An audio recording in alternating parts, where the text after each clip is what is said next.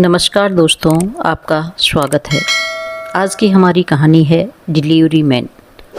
आइए शुरू करते हैं। अजी, आप इतनी बड़ी रेस्टोरेंट में मुझे लेकर आए हैं, लोग क्या कहेंगे? बूढ़े बुढ़िया को होकर इतने बड़े रेस्टोरेंट में बैठकर खाना खा रहे हैं, वह भी महंगे रेस्टोरेंट में। अरे ममता, आज हमारी शादी की सालगिरह है, वह भी 50वीं। तो इतना हक तो बनता है कि मैं तुझे खुशी दे सकूं। जवानी तो अपने माता पिता की सेवा में निकाल दी और उनकी लंबी बीमारी में सारे पैसे खर्च हो गए। तनख्वाह उन्हीं की दवा दारू पर अस्पताल में खर्च हो जाती थी। पर आज जो थोड़ा बहुत बचा सका हूँ, उसमें तुम्हें यह छोटी सी खुशी तो दे सकता हूँ ना। अब हमारा बेटा भी बड़ा हो गया है, तो हमें किस बात की चिंता है? वह भी नया बिजनेस शुरू कर रहा है। मैं तो रिटायर हो चुका हूँ, अब बुढ़ापा आराम से कट जाएगा। तभी आलोकनाथ जी अपनी बीवी को सरप्राइज़ देने के लिए एक केक ऑर्डर करते हैं और रेस्टोरेंट में केक काट के सब वेटर लोगों को खिलाते हैं और सबसे कहते हैं, आज हमारी शादी की सालगिरह है। ममता जी तो शर्म से लाल पीली हो गई और बोली, छोड़िए जी, यह सब क्या है, और अब बहुत हो गया, चलिए घर चलते हैं। आलोकनाथ जी गुनगुनाते हैं, ओ मेरी जोहर जबी तुझे मालूम नहीं। फिर अपनी पत्नी के साथ हाथों में हाथ डालकर ऑटो में बैठकर अपने घर पहुंचते हैं। उसी समय कुछ ऐसा देखते हैं कि उनके पैरों तले ज़मीन खिसक जाती है। उनकी सांस ही ऊपर नीचे होने लगती है। उनके घर का दरवाज़ा खुला हुआ है और लाइट भी जल रही है, जबकि इस समय घर में कोई नहीं था। बेटा भी शहर से बाहर गया था। आलोकनाथ जी देखते हैं कि उनके घर में 2-4 गुंडे घुसे हैं और दरवाज़ा तोड़ दिया है। ममता जी घबराती हुई बोली, भाई साहब, आप लोग कौन हैं और मेरे घर में इस तरह से आप क्यों घुस आए? आप लोग कित निकलते हैं कि पुलिस को बुलाऊं? सोहन हंसते हुए कहता है, यह आपका घर नहीं, हमारा घर है। यह देखिए इस घर के कागजात। इस घर के मालिक ने यह घर हमको बेचा है। आलोकनाथ जी कहते हैं, मैंने ये घर कब तुमको बेचा? तुम लोग झूठ क्यों बोल रहे हो? और यह सब क्या लगा रखा है? मेरा घर, यह हमारा घर है। सोहन कहता है, हम गुंडे नहीं हैं, मेरा नाम सोहन है और यह घर आपके बेटे ने मुझे बेचा है। यह देखिए, इस घर के कागजात पर मेरे साइन हैं। मैंने उसे पूरे 50 लाख रुपए दिए हैं इस घर के, तो इसलिए अब आप लोग इस घर से निकलिए। उन दोनों को धक्के मारकर निकाल देता है।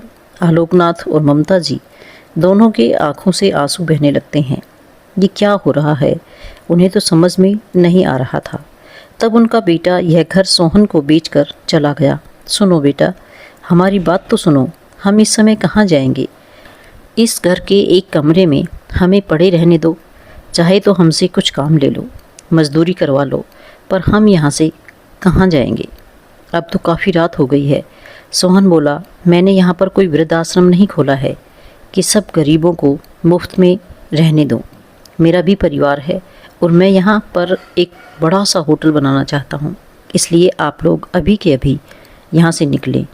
और आपके बेटे ने आपके साथ जो किया है वह तो मुझे नहीं पता, पर मेरा घर मुझे खाली चाहिए।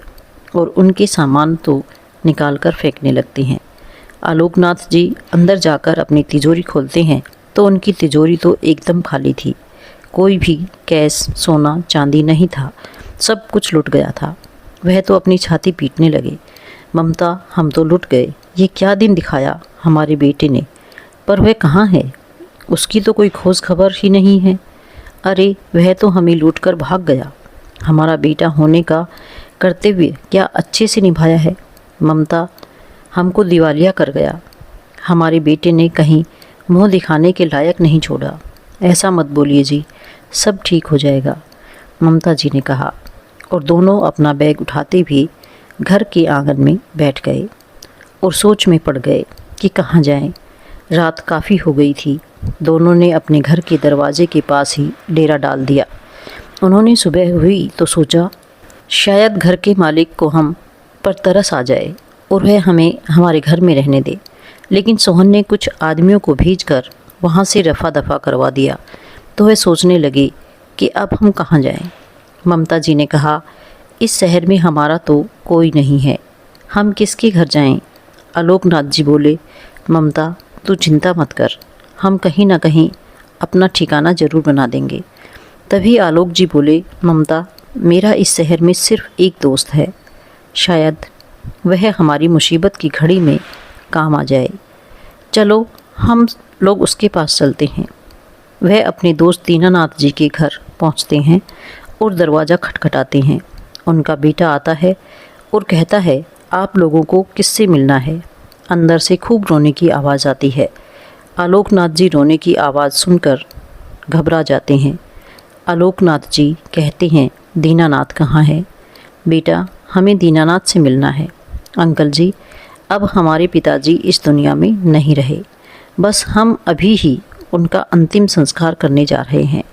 यह खबर सुनकर आलोकनाथ जी और अपने दोस्त की डेड बॉडी से लिपट कर रो रहे थे कि तू भी चला गया। वह तो कहता था कि जब भी मुझे मेरी ज़रूरत पड़ेगी मैं खड़ा रहूँगा, परंतु तू तो उठ भी नहीं पा रहा है। दोस्त दीनानाथ जी की अंतिम संस्कार कर दिया गया और उसके बाद जब आलोकनाथ जी और ममता जी उनके घर से वापस जाने लगे तो उनका बेटा पवन बोला, अंकल जी आपको कोई परेशानी है क्या। नहीं बेटा, ऐसी कोई परेशानी नहीं है, और वह उनके घर से वापस जाने लगता है। पवन बोला, आप मुझे अपने बेटा जैसा समझिए पिताजी, नहीं है तो भी आपका इस घर में अभी भी उतना ही हक है जो पहले हुआ करता था। बताइए अंकल। जी मुझे अपना बेटा ही समझे। बेटा शब्द सुनकर उनकी आंखों में आंसू आ गए। बेटा मैं यहाँ दीनानाथ से कुछ मदद मांगने आया था, क्योंकि मेरे बेटे ने ही मेरा घर बेच दिया और हम बेघर हो गए। सोचा था दीनानाथ कुछ मदद कर देगा, पर अब वह इस दुनिया में नहीं है। पिताजी नहीं है तो क्या हुआ, मैं तो हूँ, मैं आपकी हर संभव मदद करूँगा। आप इसे अपना घर समझें, आप हमारे घर में रह सकते हैं, आपको कोई भी परेशानी नहीं होगी। मेरा सगा बेटा तो अपना नहीं निकला, पर तुमने जिस अपनेपन से मुझसे बात की है यही बहुत है। बस रहने के लिए छत मिल जाए, बाकी मैं अपनी रोजी रोटी की व्यवस्था कर लूँगा। आप इस तरह बेटा कहते हैं, दूसरी तरफ आप हमें पराया कर रहे हैं। अंकल जी पीछे का गेस्ट रूम खाली है, आप चाहें तो वहाँ रह सकते हैं। आलोकनाथ जी और ममता जी अपने सारे सामान लेकर गेस्ट रूम में रख देते हैं। पवन कहता है, जब तक आपकी नौकरी नहीं लगती, नया काम नहीं ढूंढ लेते, तब तक आप यहाँ रह सकते हैं। वैसे भी इस उम्र में कौन काम करता है, बुढ़ापे में तो बेटे का फ़र्ज होता है अपने माँ बाप का ध्यान रखे। पर कोई बात नहीं अंकल जी, आप इसे अपना घर समझें। अब चलिए आप कुछ खा लीजिए प्लीज़। अंकल जी आपने मुझे अपने पिता की छवि नज़र आती है, मुझे लग रहा है कि मैंने अपने पिता को वापस पा लिया है। चलिए अंकल जी आप लोग खाना खा लीजिए, तब से भूखे बैठे हैं। ठीक है बेटा, तू कहता है तो मैं खा लेता हूँ, पर मुझसे कुछ खाया नहीं जाएगा। पवन ने कहा, अंकल जी मैं सब समझता हूँ आपके दिल पर क्या बीत रही है। आपके बेटे ने जो घाव दिए हैं इतना जल्दी नहीं भर सकते। सुमन जल्दी से अंकल आंटी के लिए खाना लगाओ। सुनिए 1 मिनट इधर तो आइए, आप भी कैसे भीख मांगे को घर में बुला लेते हैं। मुझसे खुद का खाना तो नहीं बनाया जाता, अब इन दोनों बूढ़े बूढ़ी के लिए खाना बनाऊं। अभी तो सारे मेहमान भी नहीं गए हैं, अब उनकी खातिरदारी करूं कि इनकी करूं। क्या घर में अनाथ आश्रम वृद्धाश्रम खोल रखा है जो मैं किसी भी आए गए को खाना खिलाती रहूं। सुमन तुम्हें शर्म लिहाज की कोई चीज़ है या नहीं। यह पिताजी के दोस्त हैं। अरे पर हमने कभी देखा ही नहीं, हम यहाँ रहते कहाँ थे। अभी तो 1 साल पहले ही यहाँ शिफ्ट हुए हैं, तो हम कैसे जानेंगे कि अंकल जी बहुत परेशान हैं। उनके बेटे ने उनका घर उनसे छीन लिया है, बेचकर कहीं लापता हो गया है। ना जाने कैसे कलयुग के बेटे होने लगे हैं। मुझे तो सोचकर ही डर लग रहा है। आपको बेवकूफ़ बनाना बड़ा आसान है। कोई भी कुछ भी दुख भरी बातें सुनाए और आप यकीन कर लेते हैं। मुझसे काम नहीं होगा। मैं नहीं बनाने वाली खाना। कभी आपने एक चम्मच भी इधर से उधर उठाया है? बस ऑर्डर मार देते हो मुझे खाना बनाने के लिए। मैं कोई कोल्हों का बैल हूँ क्या? जब मन आए मुझे आप जुटाने लग जाते हैं। क्या ज़रूरत थी शरण देने की, मर्द बनने की? अभी तो बुढ़ी से छुटकारा पाया ही था। सुमन इतना कहते ही पवन उसके गाल पर जोरदार तमाचा जड़ देता है। सुमन इतना गला फाड़ फाड़ कर बोल रही थी कि कमरे में बैठे आलोकनाथ जी और उनकी पत्नी सुन लेते हैं। बिना कुछ कहे वहाँ से चुपचाप उनके घर से निकल जाते हैं। पवन गेस्ट रूम में जाता है तो आलोकनाथ जी वहाँ पर नहीं थे। पवन दौड़कर बाहर जाता है, चिल्लाता है, अंकल जी 1 मिनट सुनिए तो। अंकल आंटी के कदमों में गिर जाता है। अंकल जी, मैं अपनी पत्नी की तरफ से आपसे माफ़ी मांगता हूँ, पर मैं आपके लिए कुछ करना चाहता हूँ। मेरे एक दोस्त की कपड़े की दुकान है, मैं उससे बात करता हूँ। आप वहाँ चाहें तो नौकरी कर सकते हैं और आपके खाने पीने का इंतज़ाम हो जाएगा और आप किराए पर रह सकते हैं। ठीक है बेटा, अगर तुम यह काम कर दोगे तो बड़ा एहसान होगा। पवन अपने दोस्त के पिता से उनके दुकान में नौकरी की बात करता है। पर अंकल जी, उनकी दुकान शहर से थोड़ी दूर है, आपको कोई प्रॉब्लम तो नहीं होगी? नहीं बेटा, जब ज़िंदगी ने ही ये दिन दिखाया है तो इस शहर में रहकर मैं क्या करूँगा? अब तो इस शहर में रहने का मन नहीं करता। पवन उन्हें उस दुकान का एड्रेस दे देता है। आलोकनाथ जी कपड़े की दुकान में काम मिल जाता है।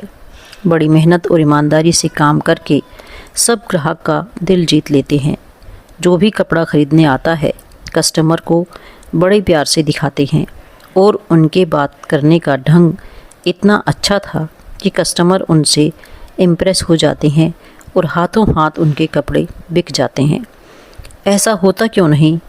अपने समय के आलोकनाथ जी एक अच्छे अध्यापक थे और बच्चों को इतनी प्यार से अच्छे से समझाते थे कि बच्चे बहुत जल्दी समझ जाते थे। आज उनकी समझदारी बिजनेस में भी कमाल कर रही थी। दुकान की सेल बढ़ने लगी। दुकान के मालिक गोपाल जी उनसे बहुत खुश थे। ममता जी किराए के घर में रहती, खाना बनाती, घर का सारा काम करती और जब टिफ़िन देने आलोकनाथ जी की दुकान में आती तो वह भी कपड़े बेचने लग जाती, अपने पति के काम में मदद करती। आलोकनाथ जी की ज़िंदगी फिर से पटरी पर आ गई। ऐसे ही दिन बीतने लगे। एक दिन बारिश बहुत तेज़ हो रही थी और आलोकनाथ जी कपड़े उतारने दौड़े तो उनका पैर फिसल गया और सीढ़ियों से गिर गए। उन्हें चोट आई और उनके पैर की हड्डी टूट गई। ममता जी ने किसी तरह उन्हें अस्पताल में भर्ती कराया और जो भी थोड़े बहुत पैसे उन्होंने जुटाए थे सब इलाज में खर्च हो गए। दाने दाने का मोहताज हो गए। ममता जी रोती बिलखती, हे भगवान, ये कौन सी मुसीबत आन पड़ी? हमने ऐसे कौन से बुरे कर्म किए थे जो इस जन्म में भोगने पड़ रहे हैं? किसी तरह हम संभले थे और आज फिर से हम वहीं पहुंच गए। तभी कोई उनका दरवाज़ा खटखटाता है। ममता जी दरवाज़ा खोलती है तो सामने मकान मालिक खड़ा था। वह कहता है, ममता जी, आपको याद दिला दूं कि आपका किराया 2 महीने से बकाया है, कृपा करके मेरा किराया दे दीजिए। ममता जी कहती हैं, मालिक, सिर्फ हमें कुछ दिनों की मोहलत दे दें। इनकी बीमारी में सारे पैसे खर्च हो गए। लेकिन मकान मालिक कहता है, अगर 2 दिन में किराया नहीं भरा तो हम आपके सामान को घर से बाहर कर देंगे। आलोकनाथ जी बिस्तर पर पड़े पड़े अपनी लाचार ज़िंदगी से ऊब गए थे।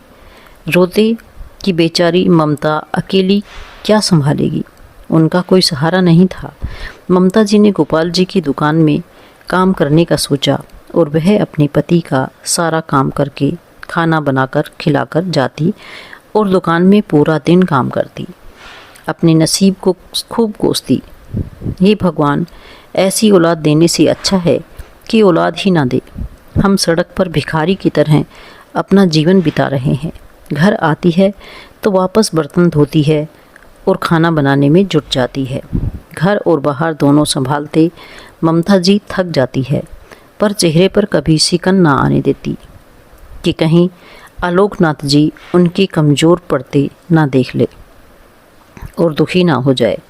आलोक जी को ममता जी पर बड़ा तरस आता है कि बुढ़ापे में कितना काम करना पड़ रहा है और मैं यहाँ पर हाथ पैर तुड़वाकर बिस्तर पर पड़ा हूँ, उसकी कोई मदद नहीं कर सकता। ममता जी ने गोपाल जी से थोड़ी पैसे की मदद ली और मकान मालिक को किराया भर दिया। एक दिन वह गोपाल जी के कारीगरों को डिज़ाइन बता रहा था कि कस्टमर को उनके डिज़ाइन बड़े पसंद आए। ममता जी ज़्यादा पढ़ी लिखी नहीं थी, लेकिन उन्हें सिलाई कढ़ाई और कपड़े के डिज़ाइन बनाने का बहुत शौक़ था। उन्हें डिज़ाइनिंग का जितना ज्ञान था वह वहाँ के कारीगरों को देने लगी और कारीगर उनके मुताबिक कपड़े बनाने लगे। उनकी डिज़ाइन कस्टमर को पसंद आने लगी और उनकी दुकान में बने कपड़े खूब बिकने लगे। गोपाल जी की दुकान को बड़े बड़े कॉन्ट्रैक्ट मिलने लगे। मालिक यह देखकर बड़ा खुश हुआ। धीरे धीरे मालिक ने अपने कपड़ों को ऑनलाइन बेचना शुरू कर दिया। मालिक ने एक लड़का रख लिया जो घर घर जाकर सारा कपड़ा डिलीवर करता था। गोपाल गारमेंट के कपड़े दूसरे शहर में भी बिकने लगे। गोपाल जी अपनी दुकान की तरक्की देखकर बड़े खुश थे। छोटी सी दुकान से कब इतना बड़ा शोरूम बन गया, मालिक को भी पता नहीं चला। उन्होंने ममता जी की फ़ीस डबल कर दी। उधर आलोक जी भी अब अपने पैरों पर खड़े हो चुके थे, वह चल फिर सकते थे। एक दिन उनके दुकान में बहुत बड़ा ऑर्डर आया। शादी के कपड़े बनवाने के लिए घर के सारे सदस्य उनकी दुकान से ऑर्डर देकर गए थे और समय पर कपड़ा पहुंचाने को बोल गए थे। दुल्हन और दूल्हे के लिए शेरवानी और सब सदस्यों के लिए डिज़ाइनर साड़ी का ऑर्डर आया था। सारे काम समय पर हो गए थे और डिलीवरी भी हो चुकी थी।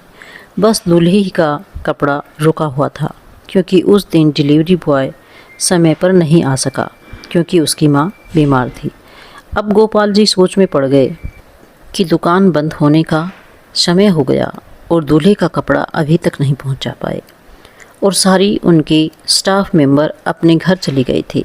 लेकिन उनकी दुकान के पास ही आलोकनाथ और ममता जी का घर था। गोपाल जी ने आलोकनाथ जी को फ़ोन करके बुलाया और कहा, इस पते पर दूल्हे का कपड़ा पहुंचा दो, आज डिलीवरी बॉय नहीं आया, अगर आपको कोई समस्या ना हो। आलोकनाथ बोले, नहीं नहीं मालिक, किसी के लिए यह बहुत ख़ास दिन है, ज़रूर पहुंच जाऊंगा। यह तो हमारे घर से बहुत दूर भी नहीं है। डिलीवरी बॉय बनकर आलोकनाथ जब पहुंचे पार्सल लेकर शादी के मंडप में, तो वहाँ जो देखा उनके दो पैरों तले ज़मीन खिसक गई। वहाँ का नज़ारा देखा तो वहाँ पर धम्म से गिर गए। ये क्या है? किसकी शादी है? कहीं मैं गलत पते पर तो नहीं आ गया? एड्रेस तो सही था, पर सामने उनका बेटा मनोज खड़ा था। अपने बेटे से कुदरत इस तरह से आमना सामना कराएगी, इसकी उम्मीद उसने नहीं की थी। उनकी तो पूरी दुनिया ही हिल गई। ना वे इस पर हंस पा रहे थे, ना तो रो पा रहे थे। मनोज नौकरों पर खूब जानवरों की तरह चिल्ला रहा था, कैसे शादी होगी? अभी तक मेरी शेरवानी भी नहीं आई। तुम्हें पता है ना मैं किसका दामाद बनने जा रहा हूँ? अगर तुम लोगों की शिकायत कर दी तो तुम्हारे काम से छुट्टी हो जाएगी। नहीं नहीं छोटे मालिक, ये क्या है? हमने फ़ोन करके पता किया है, अभी आपकी शेरवानी लेकर आता ही होगा। मालिक से कोई शिकायत मत करिएगा। नौकर उनके पैरों में गिर गया तो उसने पैर से धक्का मारकर उन्हें भगा दिया। जा मेरे लिए कॉफ़ी लेकर आ, मेरा मूड ख़राब मत कर। शादी जिस होटल में थी उसमें दूल्हा और दुल्हन दोनों थे। मनोज अपने कमरे में था, वह दुल्हन अपने कमरे में तैयार हो रही थी। आलोकनाथ जी ने सोचा, पता नहीं किस मासूम लड़की की ज़िंदगी बर्बाद करने चला है। पहले मेरी दुनिया तबाह कर दी, मुझे सड़क पर डाल दिया, पता नहीं अब किसको। खैर अब शेरवानी देकर ही जाऊंगा। वह अपने बेटे के पास गए और बोले, मनोज, अपने पिता को सामने खड़ा देखा तो उसकी आंखें चुंधिया गई। अरे अधिकारी बनकर मेरी शादी में क्यों आए हैं? चले जाएं यहाँ से, नहीं तो अगर मालिक को पता चल गया कि आप जैसे दो कोड़ी सड़क छाप का बेटा हूँ तो घर घर जाकर डिलीवरी पहुँचाने का काम करता है, तो अपनी बेटी की शादी मुझसे नहीं होने देंगे और आइंदा अपनी शक्ल मत दिखाना। अच्छा सुनो, अब आए हो तो एक रस्म अदा करते जाइए, मुझे यह शेरवानी पहना दीजिए। आलोकनाथ जी अपने बेटे को शेरवानी पहनाते हैं। फिटिंग तो सही है, और सुन बूढ़े, वहाँ पर मेरा जूता पड़ा है, वह भी मुझे पहना। आलोकनाथ जी अपने बेटी को देखते रह गए। मनोज बोला, अब मुझे इस तरह से मत घूर बूढ़े, मैं तुम्हारा कोई बेटा नहीं हूँ। तुम जैसे भिखारी पिता को तो मैंने उसी समय त्याग दिया था। हेलो, मेरे घर को गिरवी रख कर मुझसे कहा था कि नया बिजनेस शुरू करना चाहते हूँ, और तूने मेरे घर को बेच दिया। बूढ़े, मैं तेरी तरह गरीबी में जीवन नहीं जीना चाहता, और ऐसी रोज़ रोज़ की तकलीफ़ मुझे पसंद नहीं थी। जब बिना काम किए, बिना मेहनत किए मैं अमीर बन सकता हूँ, तो मैं काम क्यों करूँगा। दरअसल आलोकनाथ जी अपने समय में एक प्राइमरी स्कूल के अध्यापक थे, और अपना जीवन बहुत तकलीफ़ों से संघर्षपूर्ण बिताया था। जो थोड़ा बहुत भी कमाते थे वह उनके माता पिता की बीमारी में खर्च हो जाता था। किसी तरह अपने जीवन की गाड़ी को घसीटते घसीटते आगे बढ़ाया। मनोज बचपन से ही लालची, धोखाधड़ी प्रवृत्ति का इंसान था। वह अमीर होना चाहता था, क्योंकि बचपन से उसने बहुत तकलीफ़ों का सामना किया था। जल्दी जल्दी अमीर बनने के चक्कर में वह बुरी संगत में फंस गया। चोरी, धोखाधड़ी, यह सब करना उसको आदत बन गया, और एक दिन अपने पिता को भी उसने अपने झांसे में फंसा दिया, और पिता के घर के कागजात लेकर बोला, मैं एक बिज़नेस शुरू करना चाहता हूँ, और आपके घर को बैंक में गिरवी रखकर लोन लेना चाहता हूँ। इस कागज़ पर साइन कर दीजिए। आलोकनाथ जी उसके झांसे में आ गए, और मनोज ने घर चोरी से बेच दिया और सारे पैसे लेकर रफू चक्कर हो गया। पर किस्मत ने उसके साथ वही दोहराया जो उसने अपने पिता के साथ किया। उसने अपने पिता के संग धोखाधड़ी की, और मनोज के दोस्त उसी की तरह थे। उन्होंने उसका पैसा मार लिया, क्योंकि मनोज भी बहुत बार धोखे से उनके पैसों को हड़पा था। अब मनोज को वापस घर जाने का कोई मतलब नहीं था, क्योंकि पिता तो वैसे भी दिवालिया हो चुके थे। मनोज उन्हें बर्बाद कर चुका था। तब वह एक नई शिकार को फंसाने के चक्कर में पड़ गया। वह शहर की किसी कंपनी में नौकरी करने लगा। मनोज चिल्लाते हुए अपने पिता से बोला, मेरा जूता तो पहना दो। आलोकनाथ जी जूता पहनाने लगे, तो मनोज ने जानबूझकर अपने ही जूते पर कॉफ़ी गिरा दी और बोला, बुड्ढे, तुझे दिखाई नहीं देता मेरा जूता गंदा हो गया है, उधर कपड़ा पड़ा है, जा लेकर और साफ कर। आलोकनाथ जी अपने बेटे की सारी बदतमीजी बर्दाश्त कर रहे थे, क्योंकि वह शादी में कोई हंगामा नहीं करना चाहते थे। जूता साफ करने के लिए कपड़ा लेने जाते हैं। उधर ममता जी सोचने लगी, इतनी रात हो गई, आलोकनाथ जी अभी तक नहीं आए। तो वह तेज़ कदमों से दुकान पहुंचती है, तो गोपाल बाबूजी ने बताया कि वह शेरवानी की डिलीवरी करने गया है। ममता जी वहां पहुंच जाती है, क्योंकि शादी का घर उनके घर से बहुत दूर नहीं था। ममता जी वहां पहुंचकर देखती है यह तो उनका बेटा है, तो वह आश्चर्य से देखती रह जाती है अपने बेटे को दूल्हे के रूप में। वह सोचती है, लगता है आलोकनाथ जी इसीलिए घर नहीं आए क्योंकि मनोज की शादी हो रही है। वह लोग के पास गई, यह सब क्या हो रहा है जी, मुझे तो कुछ समझ में नहीं आ रहा है, और आप यहाँ अभी तक रुके हैं इस नालायक की शादी में। ममता, अब तुम देखो, अच्छा हुआ तुम भी आ गई। जिस बेटे ने हमें रुलाया, तड़पाया, दर दर की ठोकरें खिलाई, अब देखो मैं कैसे उसी छठी का दूध याद दिलाता हूँ। इधर कविता फेरों के लिए दुल्हन बनी मंडप पर पहुँच चुकी थी। फिर जैसे ही शुरुआत हुई, आलोकनाथ जी ने कैमरामैन को इशारा किया। कैमरामैन जो शादी की रस्मों की फिल्म बना रहा था, आलोकनाथ जी और मनोज के बीच जो कुछ भी बातचीत हुई, कैमरामैन ने वह सब दिखा दिया, और मनोज की सारी सच्चाई सबके सामने उजागर हो गई। मनोज और आलोकनाथ का वीडियो टीवी पर दिखना शुरू कर दिया, जिससे मनोज कह रहा था कि कैसे कविता को अपने प्यार का झांसे में फंसाया। उस काली कलूटी लड़की से कोई शादी नहीं करना चाहता था, मैं भी उससे प्यार नहीं करता, बस उससे शादी कर रहा हूँ तो उसकी दौलत को पाने के चक्कर में, नहीं तो मेरा जैसा स्मार्ट लड़का तो उसकी तरफ ताके भी नहीं। पिताजी, कविता मेरी बॉस की इकलौती बेटी है और कंपनी की आधी मालकिन है।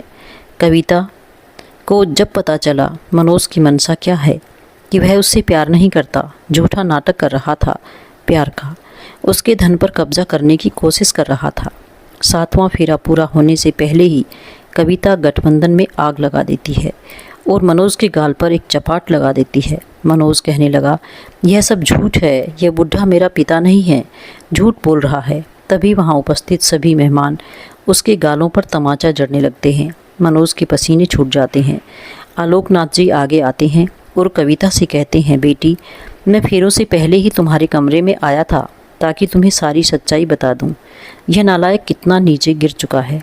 जब इसने अपने सगी माँ बाप को नहीं छोड़ा, सड़क पर ला दिया, तो तू क्या चीज़ है, लेकिन तुम मंडप में आ चुकी थी। मनोज कहता है, कविता, तुम इस धोखेबाज इंसान पर विश्वास मत करना, यह झूठ बोल रहा है।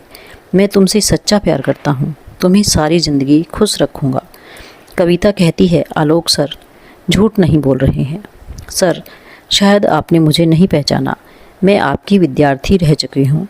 आपकी ईमानदारी के चर्चे पूरे स्कूल में थे। मैं आपको देखते ही पहचान गई कि आप मेरे वही अध्यापक हैं, इसलिए मैं बहुत प्रभावित हूँ।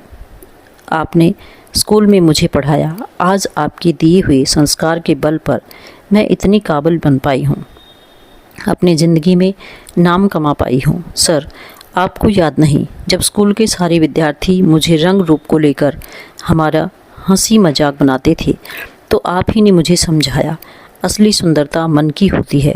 अपने आप को इस काबिल बना कि तुम्हारी बाहरी सुंदरता उसके आगे फीकी पड़ने लगे।